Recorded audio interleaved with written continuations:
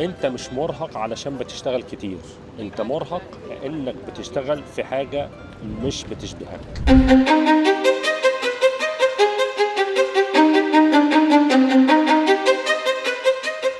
3 علامات بتبين انك عايش في الفورس زون. 1، بتكسب بس بتطلع روحك. 2، بتقول يس لخوفك مش لراحتك.